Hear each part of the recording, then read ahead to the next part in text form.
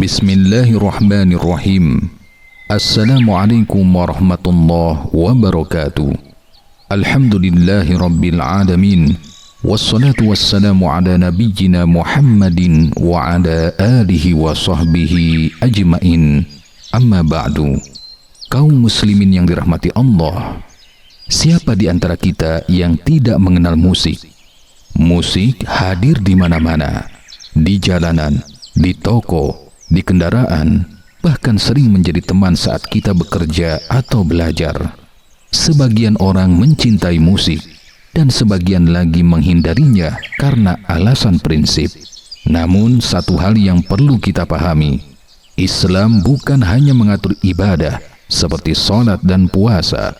Islam juga mengatur apa yang kita dengar, kita lihat, dan kita rasakan, karena semua itu akan mempengaruhi hati. Dalam membahas sesuatu, kita tidak boleh hanya menggunakan selera atau pendapat pribadi. Sikap seorang muslim adalah mengembalikan semua perkara kepada Allah dan Rasul-Nya, yaitu kepada Al-Quran dan Sunnah.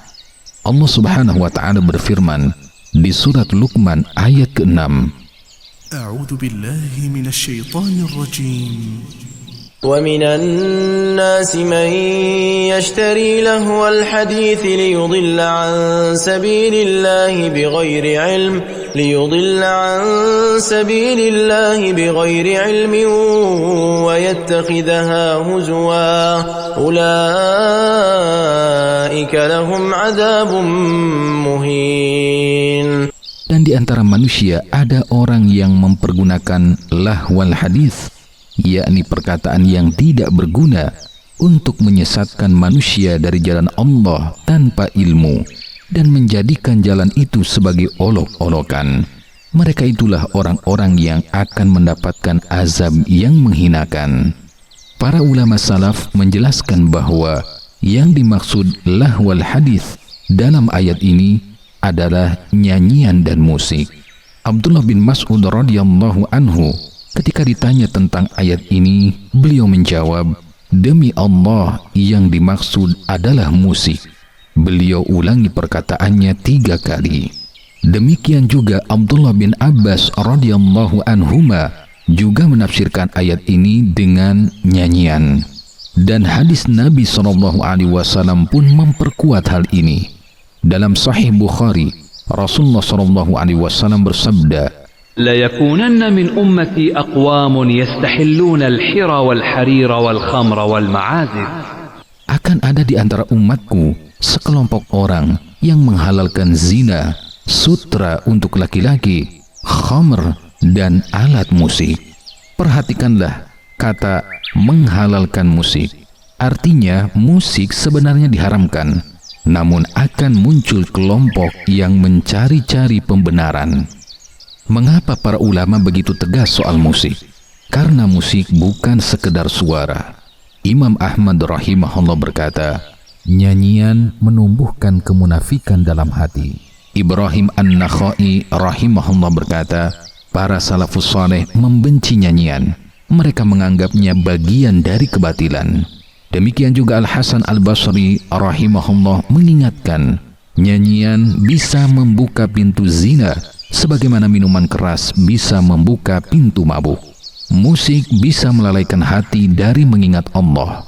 Musik bisa membangkitkan syahwat dan imajinasi. Dan musik bisa memudarkan semangat beribadah.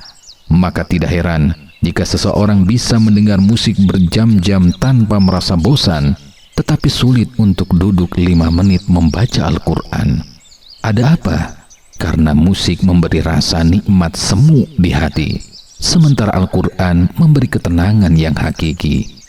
Allah Subhanahu wa Ta'ala tidaklah pernah melarang sesuatu tanpa memberi ganti yang lebih baik.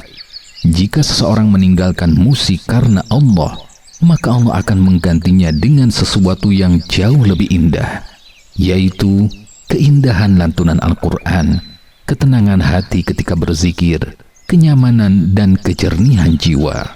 Musik bisa menjadikan hati gelisah, sementara Al-Quran menjadikan hati tenang. ألا بذكر الله تطمئن القلوب. Ketahuilah, dengan mengingat Allah hati menjadi tenang. Quran Surat Ar-Ra'du ayat 28. Maka jadilah hamba Allah yang tunduk pada wahyu, bukan tunduk pada selera dan hawa nafsu. Jika Allah dan Rasul-Nya telah menetapkan suatu hukum, maka sikap seorang muslim adalah sami'na wa ata'na, kami dengar dan kami taat. Mulailah tinggalkan musik, ganti dengan Al-Quran.